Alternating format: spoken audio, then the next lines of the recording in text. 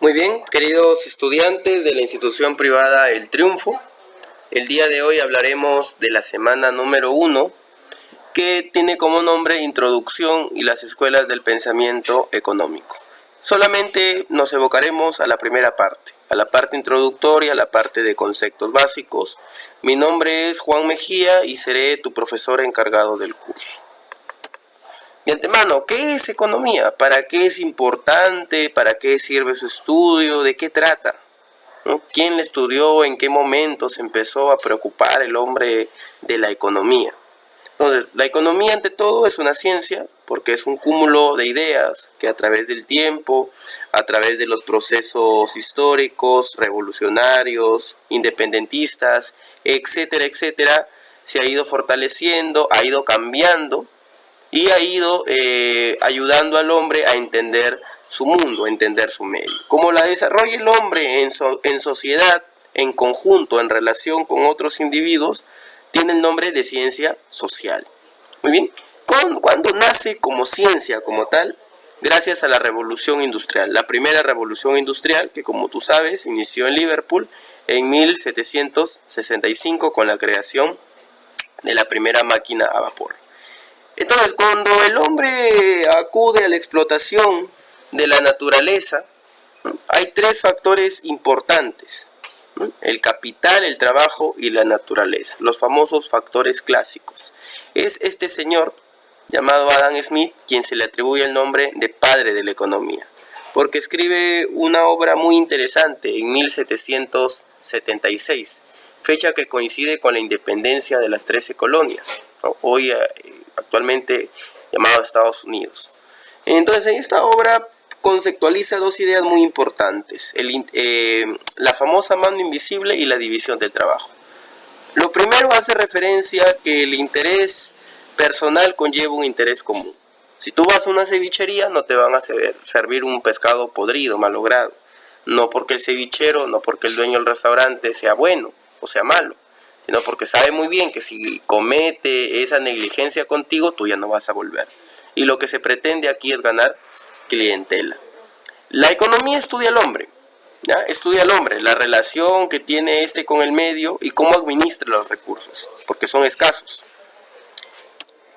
La división de la economía es muy importante, ¿ya? Es muy importante porque toma una parte teórica y toma una parte aplicativa. Uno de los primeros en hablar de economía fueron los griegos, ¿no? Hablar de la actividad económica más que todo, porque la actividad económica es inherente. Desde que usted tiene uso de razón, desde que usted es capaz de tomar decisiones, hace economía. ¿Por qué? Porque toma costos de oportunidad, hace lo que mejor le conviene. Etimológicamente, la economía se conoce como oikos nomos, administración de la casa o hacienda. ¿De acuerdo? Etimológicamente, administración de la casa o hacienda. Los métodos, ¿por qué hay métodos en la economía? Porque usa ciencias auxiliares, ¿de acuerdo? Usa ciencias auxiliares y hay distintos caminos para poder llegar a una verdad, a una contrastación de ideas. Los métodos más generales, más conocidos, tenemos el método inductivo, deductivo. ¿De acuerdo? Primero inductivo de hechos particulares a generales y deductivo de una teoría general de una ley a especificaciones muy particulares. Bien, acá tenemos a Jenofonte, a Platón y a Aristóteles, que ya en próximas sesiones hablaremos más a fondo de ello, porque es un tema muy amplio y muy interesante a la vez. La división de la economía la hace John Neville Keynes, el papá del padre de la macroeconomía, del economista de la Gran Depresión, ¿no?, el papá de Lord John Maynard Keynes. John Neville señala economía positiva y economía normativa en su obra Tratado y Método de la Economía Política de 1890. La economía positiva, vuelvo a reiterar, es la parte más seria, es la parte que tiene que ver con la teoría, con los libros, con los datos, y la economía normativa es la parte aplicativa. Se infiere, se dice, ¿no? Para un caso de economía latinoamericana como el nuestro, tal vez ese supuesto queda completamente invalidado. La economía normativa se asume como la aplicación del conocimiento. Lo que yo he estudiado lo aplico a favor de mi sociedad. Esto conlleva a la economía política. las decisiones tomadas aquí pueden ser sumamente favorables o sumamente nefastas. Hay que tomar en suma consideración ello. ¿Ok? En cambio, la economía positiva, vuelvo a repetir, se puede dividir en dos partes muy grandes: la economía descriptiva y la teoría económica. La economía descriptiva tiene que ver con algo fundamentalmente, con los datos.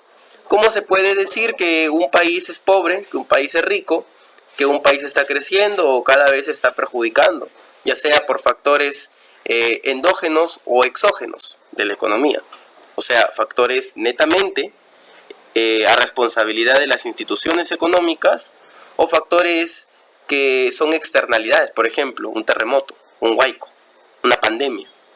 ¿Fue culpa de alguien que haya existido estos acontecimientos? No, pero desgraciadamente ocurrieron y desgraciadamente conllevaron a una recesión, a una crisis, a mayor desempleo, etc. Entonces, todo eso, ¿cómo se describe? A través de datos. Bien, la teoría económica la podemos dividir en micro y macro.